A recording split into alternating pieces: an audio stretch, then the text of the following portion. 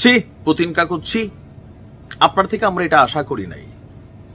আমি বরাবরই পুতিন কাকুর ফ্যান ফলোয়ারের মধ্যে খুবই শক্ত অবস্থানে আছি, আপনাদের জন্য অনেক ভিডিও বানাই, বাট মাঝে মাঝে আমি বলি যে কিছু কিছু ঘটনা আমরা যখন গাজার জন্য কথা বলি, মনুষ্যত্বের কথা বলি, কিন্তু শুধুমাত্র ধর্মের জন্য আমরা কথা বলি বিষয়টা তা না।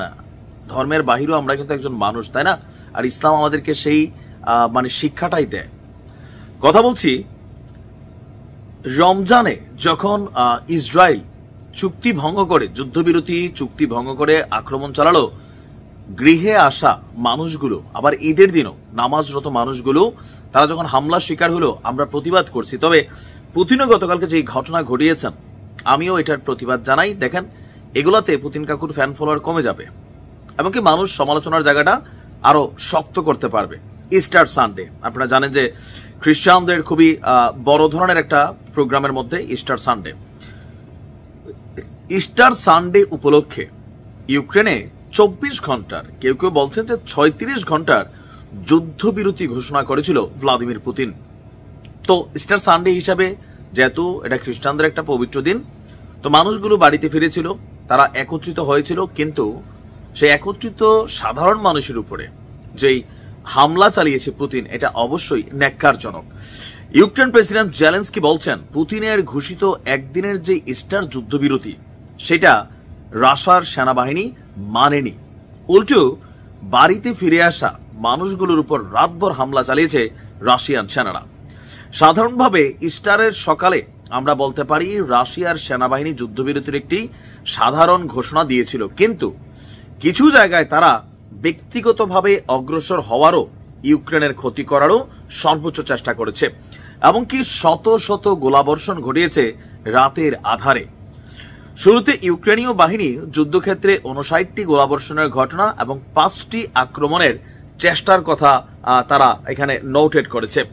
ইউক্রেনের সামরিক বাহিনী বলছে যুদ্ধক্ষেত্রে তৎপরতা কিছু কমলেও এটা যুদ্ধ থামায়নি রাশিয়ান সেনারা। বিভিন্ন জায়গায় অনাবাসিক এরিয়াগুলোতে তাদের অভিযান ছিল চোখে পড়ার মতন।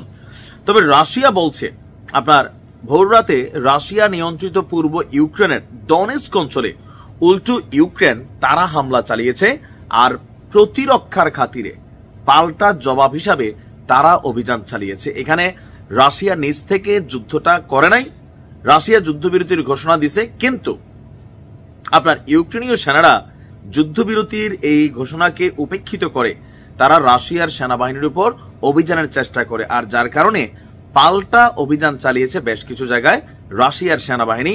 তবে এটা ইস্টার সানডে যুদ্ধবিরতি চুক্তি লঙ্ঘন করে রাশিয়া হামলা চালিয়েছে বিষয়টা তা না। বিষয়টা হচ্ছে যে তারা আত্মরক্ষার্থে এই ঘটনা করছে। আমি বরাবরই বলি যে দেখেন, আত্মরক্ষার্থে করলে সেনাবাহিনী টু সেনাবাহিনী হইতে পারে, কিন্তু সাধারণ মানুষ, ধর্মীয় অনুষ্ঠান, আবেগ, অনুভূতি, এগুলো সবার কাছে ভাই আলাদা। দিন শেষে সবাই তো মানুষ। রাশিয়ার টার্গেট হওয়া উচিত ইউক্রেনের সেনাবাহিনী, পশ্চিমাদের সেনাবাহিনী, সামরিক ঘাঁটি, আরো বিভিন্ন যে জিনিসগুলো আছে সেগুলা, আর বিদ্যুৎ স্থাপনা কেন্দ্র, এগুলো হওয়া উচিত না। কারণ সাধারণ মানুষের জীবনের অধিকার বা নাগরিকদের বেঁচে থাকার জন্য কিছু মৌলিক উপাদান, এগুলাতে আপনি হাত দিলে স্বাভাবিকভাবে এগুলো মানবাধিকার লঙ্ঘনের পর্যায়ে পড়ে। তবে আমার মনে হয় যে পুতিন কাকুর একটু খতিয়ে দেখা উচিত যে আসলে ঘটনার পিছনে কি ঘটনা আছে। তবে এই ধরনের ঘটনাগুলা আমি কোনোভাবেই সমর্থন করতে পারি না। ভালো থাকুন।